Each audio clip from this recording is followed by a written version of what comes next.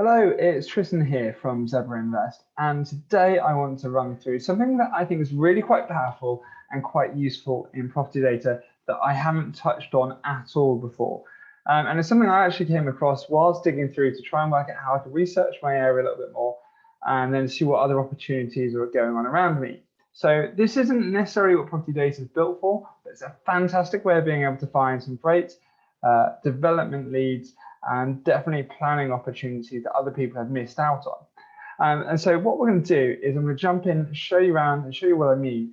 And hopefully you're going to see quite how powerful this is. And we're going to be focusing on people where they haven't managed to achieve what they want and how you might be able to go in, sweep in, offer to buy land or opportunities and sites where they haven't necessarily worked. So whether that's going to be land, say a commercial conversion, something where people are trying to expand it, or if you're looking to buy HMOs, whatever else, this could be a really neat way to be able to pick those kind of properties up.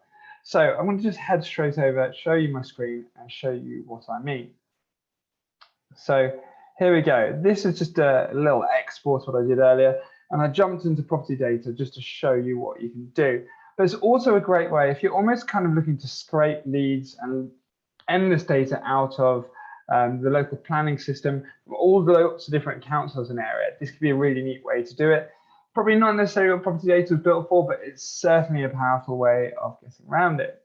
So what we're going to do is, as I said, I've got a few little bits to go through. I'm going to run through all of these steps to show you exactly how you can do it if you're using property data and want to get all of these results, to then head out and send letters out to people, directly target them and pick up those opportunities. So what we're going to do is I'll take this step by step and we're going to head over to the research section. So what we're going to do here, you can see I've already jumped in and done one example earlier to check it was all working. But what you can do is you click into research here and then you're going to head over to local data.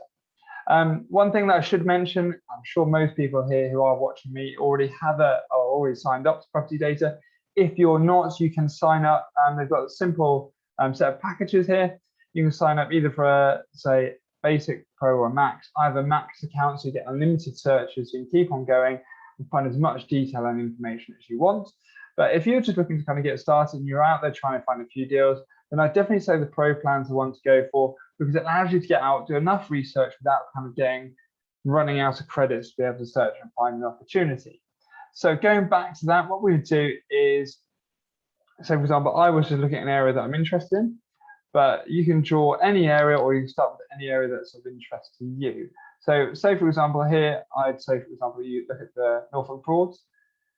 And then what you can do is that's then going to draw an area with all of the data for you. And you can see that's just turned and said, it's a too big an area for us to analyze. So what you can do is you can reset that to a square. And as soon as you pick up Norwich, Norwich is quite a heavily populated area. You can see with the bottom of the square, you can move your drawing. So you can turn and say what area that you are looking for these opportunities and bits of planning for. So I'm going to bring that round here. So I'm bringing it outside of what I would call our city centre.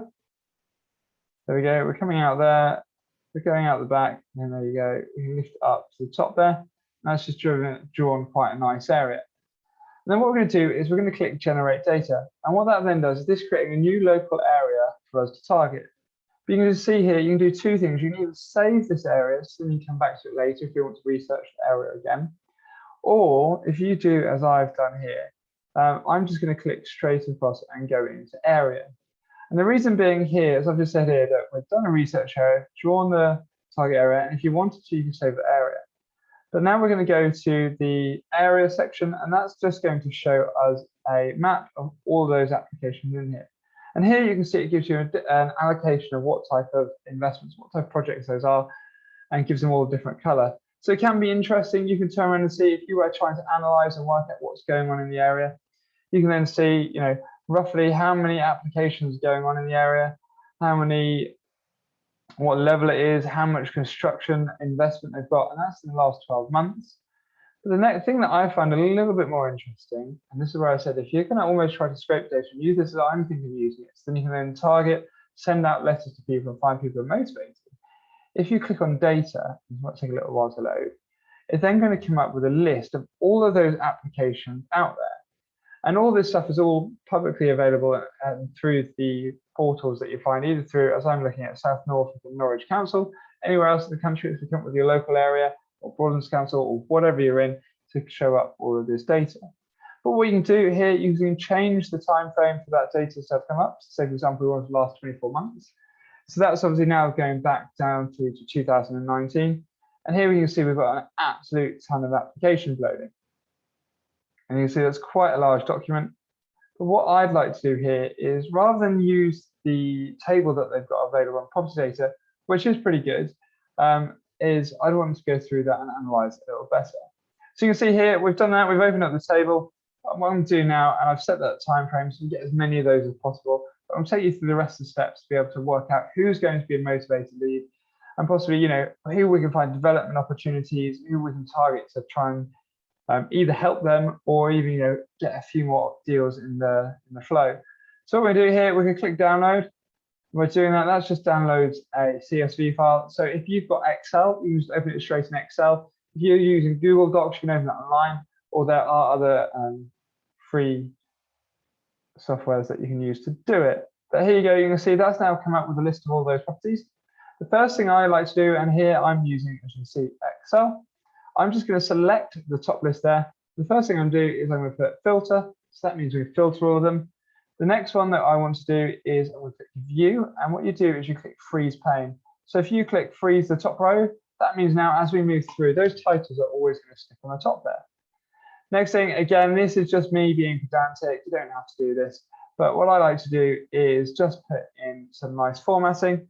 So then it automatically shows you how it all works and it's easy to understand. So there you go, sorted. Now, why was that all interesting at all? So I'm going to expand a couple of these up.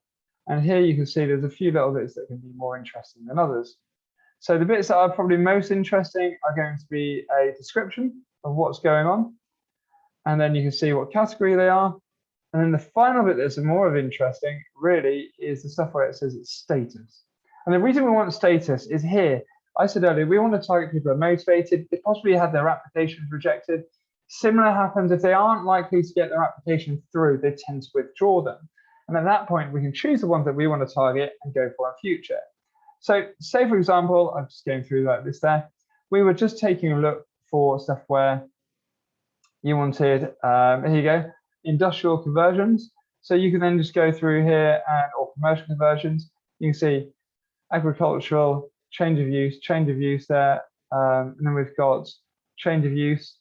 And then you can just go through and we're just filtering through those type of applications that we're looking for. And then you can then just whittle down all of that list of all those properties and opportunities there, just down to the ones that we're interested in possibly considering and looking at investing in. So hopefully that's my computer has loaded. That's just filtered them all out. And so here you can see now that's all the ones that we were looking at. But the ones that we're more interested in here is going to be properties where they're withdrawn. So like you can see these two here. And the reason we're more interested in stuff that's withdrawn or stuff that's been rejected is there's more likely that they need some help or they want to do something with it. So we can turn and say, look, here we go, we select the decision. And we only want to ever select stuff down here where it says refusal of prior notification, refused and withdrawn. So out of all of those properties that we've looked at the beginning, we're now only looking at the properties where we think there's an opportunity to be had there and something that we can do. And here we've got the address of the properties that we can target. We've then got the, obviously we've got the person who's applied for it. And so sometimes with these people here, they might just be planning officers, developers, whatever else. So usually it's quite good if you can look at these, work out who put those applications in, and then target them separately. So you could use this alongside going to Land Registry, downloading the titles and sending letters that way. So that's looking at that section. There's commercial conversions and industrial, and I've obviously got the barns in there as well. But what you can do is once you've done this, because obviously you want to then go back through and find something else, so you can just clear these off. But the other bit that we want to do again is the one that we were interested in was the stuff where it's being withdrawn. So if we go down here, we've got application withdrawn. We have, here we go, we're coming down here. Refusal, refused, refused, withdrawn, withdrawn by applicant. So now this is limiting it again, that whole list back down, just those ones who are really going to be motivated to possibly do something. And again, this stuff is only in the last 12 to 24 months. That's what you can get out of property data. So you know these leads are going to be fresh.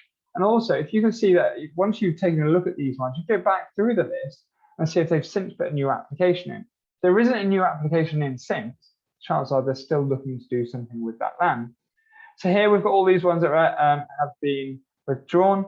And again, you can do the same kind of principle here. You can choose the category for what type of property and project they were. So then you can just focus on those. If we were going down through, we say we're only targeting stuff new build, we can just do those. If you wanted to do, say, for something in here where you only wanted to target HMOs, the description for those is usually in the proposal. So what you do instead is you do here, you click proposal, do a drop down, and you can click something like, here we go, we're going to type C4. And then it could also contain, if we come down, contains HMO. So now you'd look into all that data for anyone who, and I'm surprised I haven't got any that have come up there, but you can then just whittle that down just to select what you were looking for. I'm going to do one last one on this, and then I'll leave you to it, because I think you should have a really good idea of how you can use Excel to whittle through and find these opportunities. But the last thing I should probably go, as my computer's just hanging now, and trying to work through all that data. There you go. So again, if you were to go through this, and instead, we're only looking to find stuff where we're going to do new development, new build, that kind of style of thing, and you only want to target those, again, you're just filtering through to do that. So once I load, I'll just show you across to my last slide.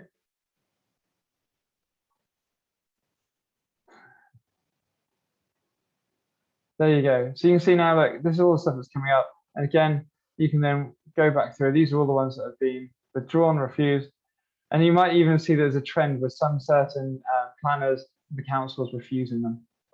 So that's what you've done. You've gone through, you've found all the people, you've targeted all the ones that have been rejected, they've been withdrawn, and they definitely want it. They're trying to do something there. So they're going to be motivated to deal with you, and they're probably going to have to take a phone call or an email or a letter to you.